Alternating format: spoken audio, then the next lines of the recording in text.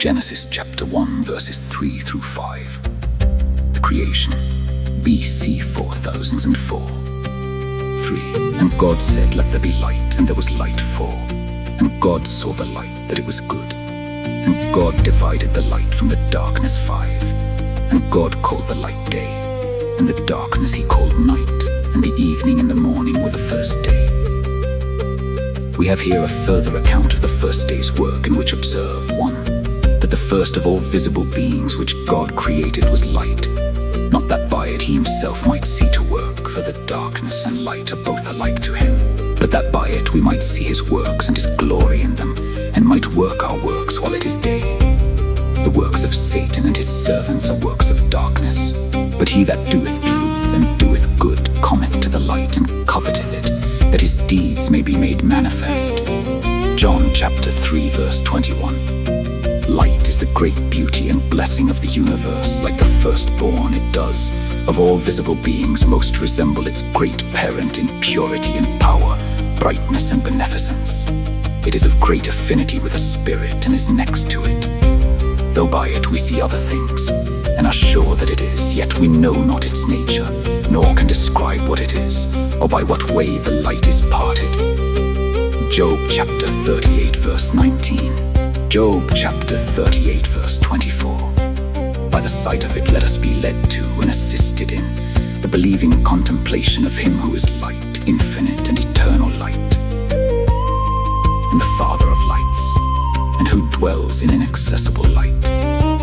1 Timothy chapter 6 verse 16. In the new creation, the first thing wrought in the soul is light. The blessed Spirit captives the will and affections by enlightening the understanding, so coming into the heart by the door, like the good shepherd whose own the sheep are, while sin and Satan, like thieves and robbers, climb up some other way. Those that by sin were darkness, by grace become light in the world too, that the light was made by the word of God's power. He said, "Let there be light." He willed and appointed it, and it was done immediately. There was light. Such a copy as exactly answered the original idea in the eternal mind. Oh, the power of the word of God. He spoke, and it was done really, effectually, and for perpetuity, not in show only, and to serve a present turn. For he commanded, and it stood fast. With him, it was dictum, factum, a word and a world. The world of God, that is, his will and the good pleasure of it, is quick and powerful. Christ is the Word, the essential eternal Word, and by him the light was produced, for in him was light, and he is the true light, the light of the world. John chapter 1 verse 9. John chapter 9 verse 5. The divine light which shines in sanctified souls is wrought by the power of God, the power of his word and of the spirit of wisdom and revelation, opening the understanding, scattering the mists of ignorance and mistake, and giving the knowledge of the glory of God in the face of Christ. As at first, God commanded the light to shine out of darkness. 2 Corinthians chapter 4 verse 6. Darkness would have been perpetually upon the face of fallen man, if the Son of God had not come and given us an understanding. 1 John chapter 5 verse 20.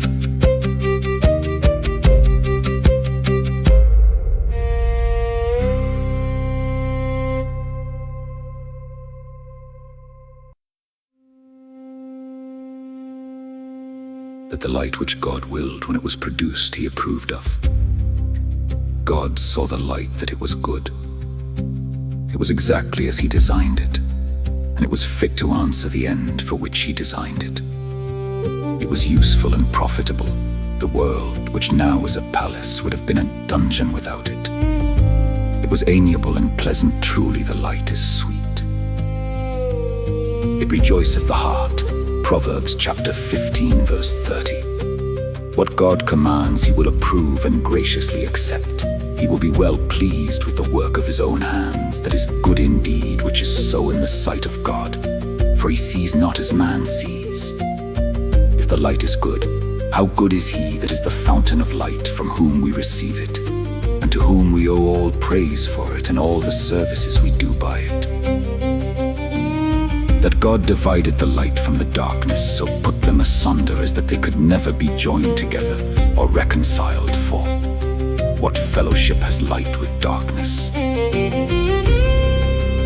And yet he divided time between them, the day for light and the night for darkness, in a constant and regular succession to each other. Though the darkness was now scattered by the light, yet it was not condemned to a perpetual banishment, but takes its turn with the light and has its place because it has its use. For as the light of the morning befriends the business of the day, so the shadows of the evening befriend the repose of the night, and draw the curtains about us, that we may sleep the better. Job chapter 7 verse 2. God has thus divided time between light and darkness, because he would daily remind us that this is a world of mixtures and changes. In heaven, there is perfect and perpetual light and no darkness at all. In hell, utter darkness and no gleam of light. In that world between these two, there is a great gulf fixed, but in this world they are counterchanged, and we pass daily from one to another, that we may learn to expect the like vicissitudes in the providence of God, peace and trouble, joy and sorrow, and may set the one over against the other, accommodating ourselves to both as we do to the light and darkness, bidding both welcome, and making the best of both five. That God divided them from each other by distinguishing names. He called the light day, and the darkness he called night. He gave them names as the Lord of both. For the day is his, the night also is his. Psalms chapter 74 verse 16. He is the Lord of time, and will be so till day and night shall come to an end, and the stream of time be swallowed up in the ocean of eternity. Let us acknowledge God in the constant succession of day and night, and consecrate both to his honor by working for him every day, and resting in him every night, and meditating in his law day and night. That this was the first day's work, and a good day's work it was. The evening and the morning were the first day. The darkness of the evening was before the light of the morning, that it might serve for a foil to it, to set it off and make it shine the brighter.